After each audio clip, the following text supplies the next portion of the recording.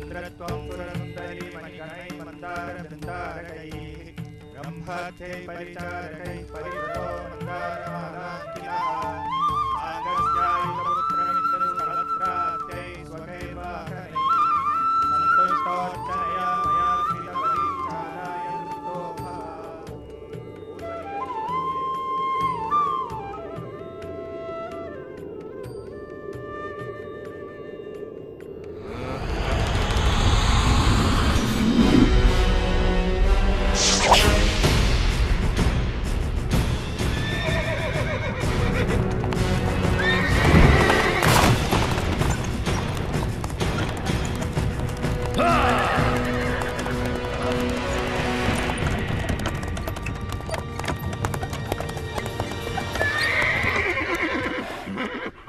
पृथ्वी पर मनुष्य आपको प्रसन्न करने के लिए यज्ञ कर रहे हैं देवराज इंद्र।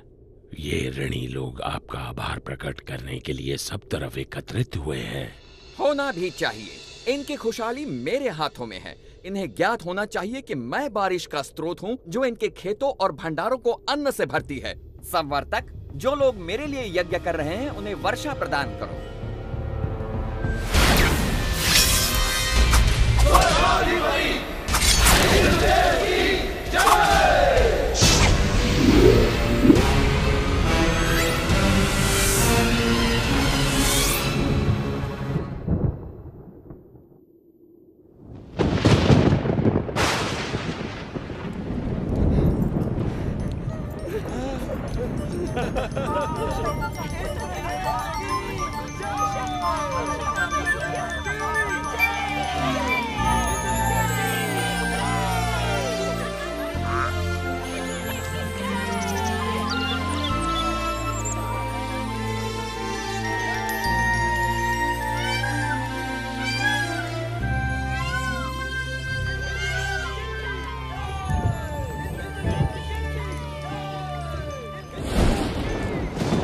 पृथ्वी से आ रहे इस कोलाहल को सुनिए देवराज इंद्र। आप सचमुच सबसे शक्तिशाली हैं। स्वर्ग का देवता हूँ, इंद्र जो हूँ मैं। इंद्र, तुम अपनी मर्यादा भूल रहे हो। तुम केवल अपने कर्तव्य का पालन कर रहे हो। भगवान विष्णु का आदेश पूरा कर रहे हो। मैं जो चाहूँ करूँगा। मैं किसी का आदेश नहीं मानता। इंद्र, मैं तुम्हारा शिक्षक हूँ। तुम्हें अपने यश और कीर्ति का अभिमान हो गया है। मैं तुम्हें सलाह देता हूँ कि सुधर जाओ, अन्यथा तुम्हारा ये घमंड तुम्हें नष्ट कर देगा।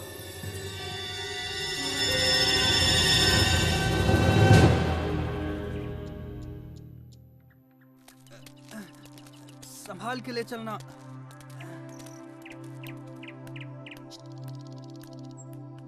बाबा, आप इंद्र के लिए यज्ञ क्यों कर रहे हैं? हमें इंद्र को प्रसन्न करने के लिए हर साल ये यज्ञ करना ही पड़ता है ताकि वो हमें बारिश दें। वैसे ही जैसे हर वर्ष हमें महाराज कंस को कर चुकाना पड़ता है। अरे नहीं बच्चों, इंद्र देव बुरे नहीं हैं। वो तो बारिश के देवता हैं। पानी जीवन के लिए अति आवश्यक होता है, इसीलिए हम हर साल यज्ञ के द्वारा इंद्र देव की पूजा करते हैं। परंतु बाबा, वो तो उनका कर्तव्य है।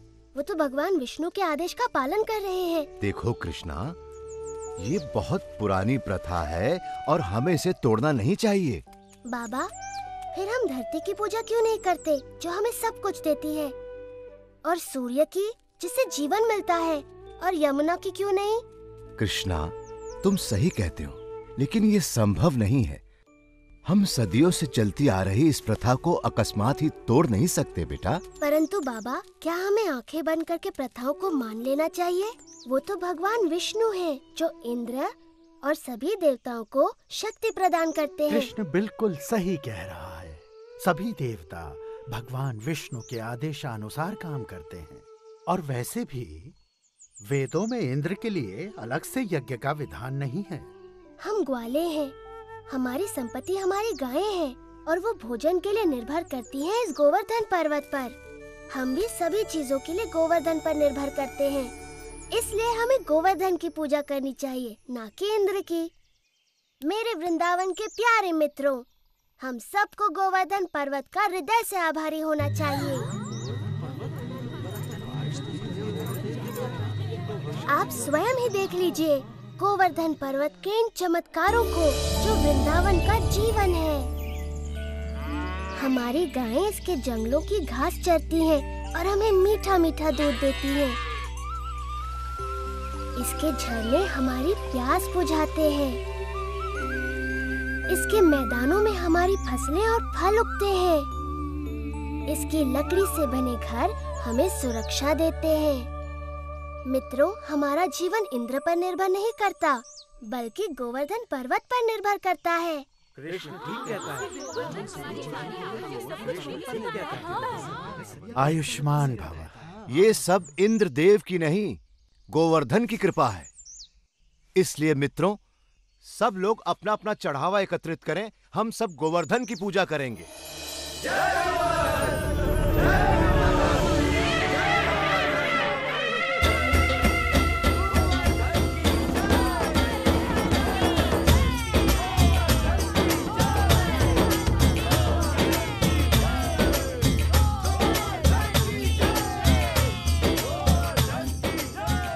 मैं गोवर्धन हूँ।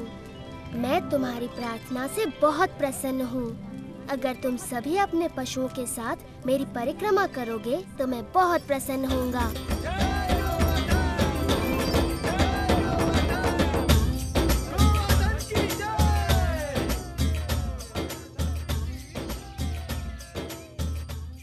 देखो कितनी बड़ी पूजा हो रही है। गोवर्धन पर्वत तो बहुत प्रसन्न हो रहे होंगे मधु। हाँ, गोवर्धन की पूजा करना अच्छी बात है बलराम, परंतु मैं इंद्रदेव को भी कुछ अर्पण अवश्य करूँगा, कहीं बुरा ना मान जाए। एक इंद्र के लिए और एक मेरे लिए। 2 इंद्र के लिए, 2 मेरे लिए।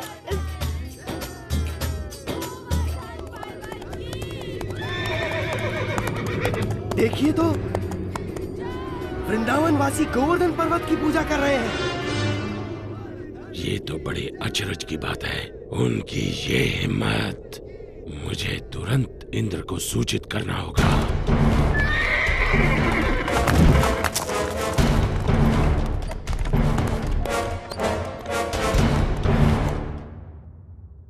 आओ आओ संवर्तक, मेरे साथ मेरे भक्तों द्वारा चढ़ाए गए चढ़ावे का आनंद लो। क्षमा चाहता हूँ देवराजेंद्र, परंतु ये समाचार आपको विचलित कर सकता है। अब ये मत कहना कि तुमने गलती से एक और गांव को बाढ़ से भर दिया। ये बात मन से निकाल दो। मुझे डर है कि आप इस समाचार से बहुत क्रोधित हो जाएंगे। देवराज, वृंदावन गांव के वासियों ने आपकी बजाय गोवर्धन पर्वत की पूजा शुरू कर दी है। क्या? गोवर्धन पर्वत की? उन्होंने मेरी पूजा ना करके मिट्टी के ढेर की पूजा की। वो ऐसा कैसे कर सकते हैं संवर्तक, वो भी मुझसे बारिश का उपहार पाने के बाद?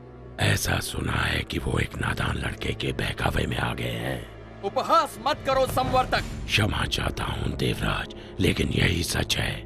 नंद के पुत्र कृष्ण ने अपनी चमत्कारी शक्तियों का प्रयोग करके वृंदावन के वासियों को बहका लिया है। अच्छा, उन्होंने मेरा आदेश मानने के बजाय एक नादान की बातों को माना। इन लोगों का दिमाग खराब हो गया है। देखना अब इन पर मेरा कहर बरसेगा। सुनो संवर्तक।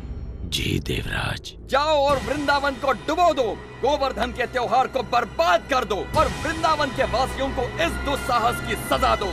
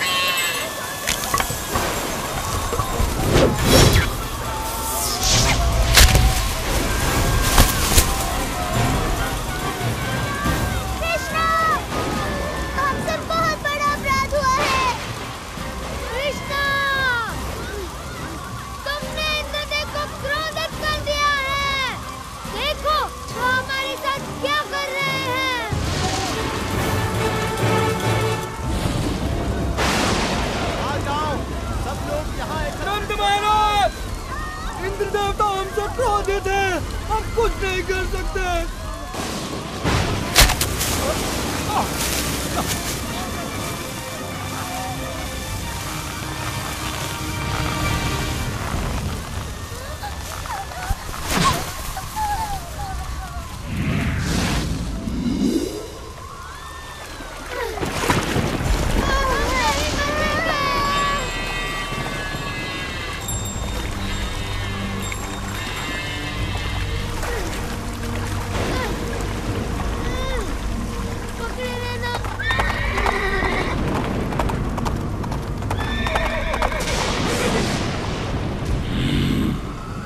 वृंदावन के लोग अब जल्द ही उस लड़के की बात सुनने पर पछताएंगे। इंद्रदेव हम सभी का विनाश करने पर तुले हैं। कुछ करिए नंद महाराज। मेरे प्यारे कृष्ण, मैं जानता हूँ तुम हमारा हित ही चाहते थे, लेकिन तुमने इंद्रदेव को कुपित कर दिया। हमें इसी समय उनसे क्षमा मांगनी चाहिए। परंतु बाबा इंद्र। रुको बलराम, बाबा ठीक कहते हैं। ये सब मेरी सलाह के कारण कष्ट भोग रहे हैं। अभी भी देर नहीं हुई, हम इंद्र से क्षमा याचना कर सकते हैं। रुको, कृष्ण कभी भी हम पे या हमारे वृंदावन पे आँच नहीं आने देगा, कभी नहीं। आपने सच कहा माँ। आप सब के लिए मेरा प्रेम इंद्र की इस दुष्टता से बहुत बड़ा है। वृंदावन की रक्षा मैं अवश्य करूँगा। कृष्णा, मेरे बच्चे।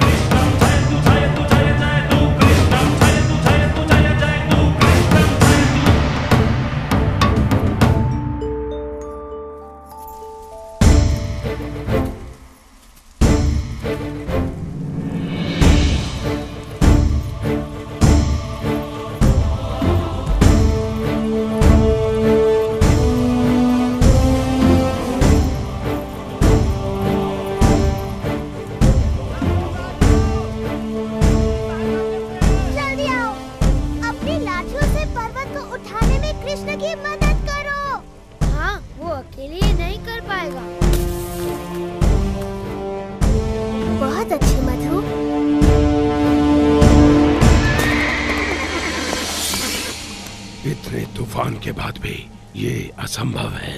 यदि हम इंद्र के आदेश अनुसार इस छोटे से गांव को तबाह नहीं कर पाए तो वो हम पर कोई दया नहीं करेंगे। आगे बढ़ो मेरे योद्धाओं, ये तूफान तब तक थमना नहीं चाहिए जब तक वृंदावन पूरी तरह पानी में डूब न जाए।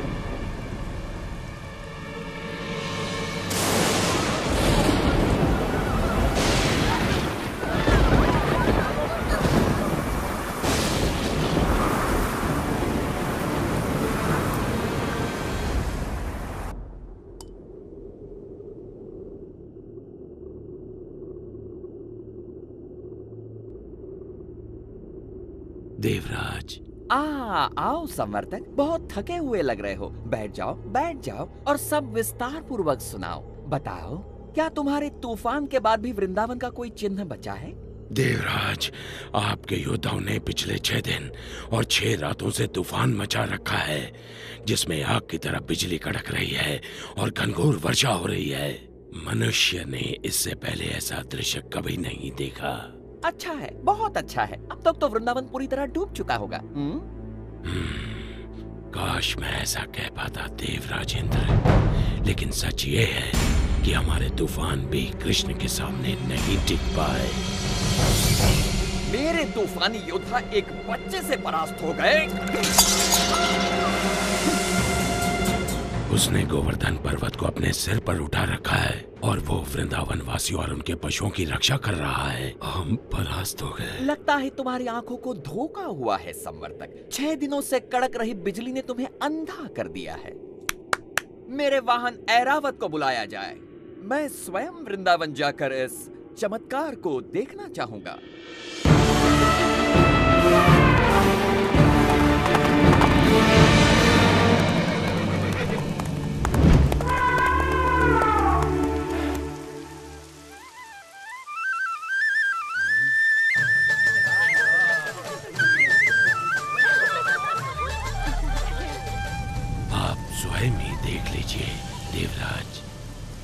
यदि कृष्ण अपने आप को भगवान समझता है तो अब वो ये जान जाएगा कि कौन शक्तिशाली है, वो या फिर इंद्र।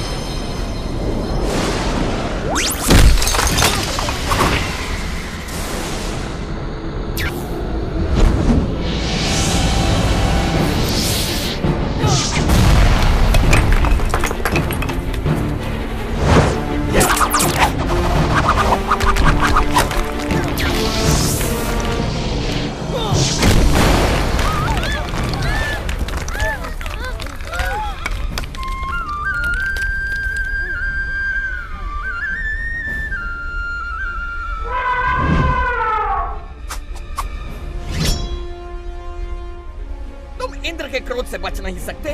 कृष्ण की बात मानने का दंड भुगतना होगा।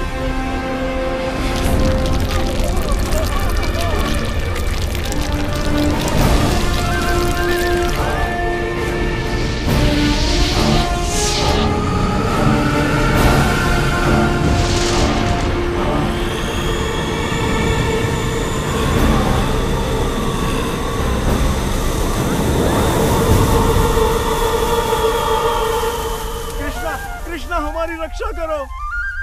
इंद्र गोवर्धन पर्वत को नष्ट कर रहे हैं। इंद्र कुछ नहीं बिगाड़ सकते, भय मत करो।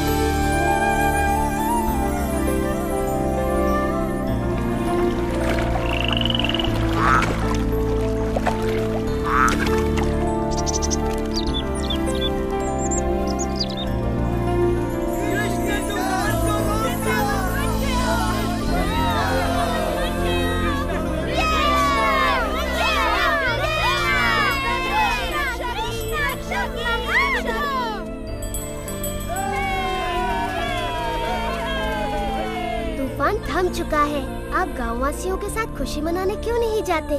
पर कृष्ण, क्या तुम अकेले इस पर्वत को उठाए रख सकते हो? नादान मत बनो कृष्ण, तुम एक छोटे बालक हो। पहले तुम बाहर निकलो। आप बहुत दयालु हैं।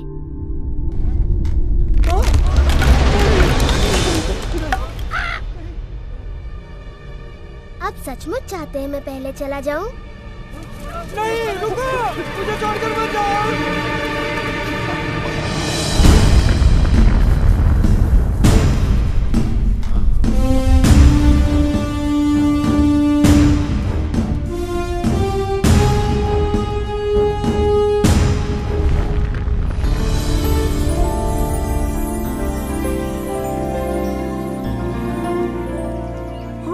आभारी हैं। तुमने हमें बचा लिया कृष्ण, हम सुरक्षित हैं। आभार मेरा नहीं, गोवर्धन पर्वत का मानिए।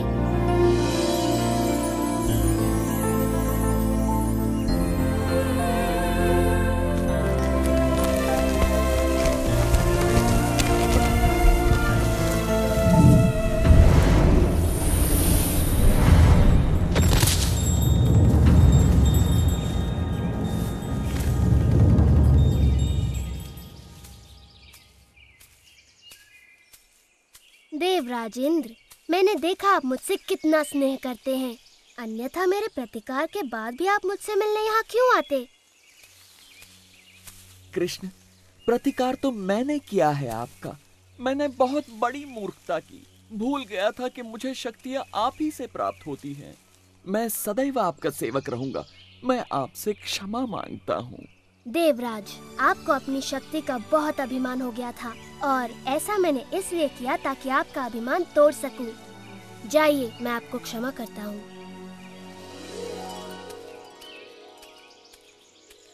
हाँ, इतना असाधारण बालक हमारे साथ यहाँ वृंदावन में रहने आया है। मैं तो बस इतना जानती हूँ कि ये मेरा प्यारा बच्चा है, मेरा दुलारा कृष्णा। कृष्णा की जय हो, जय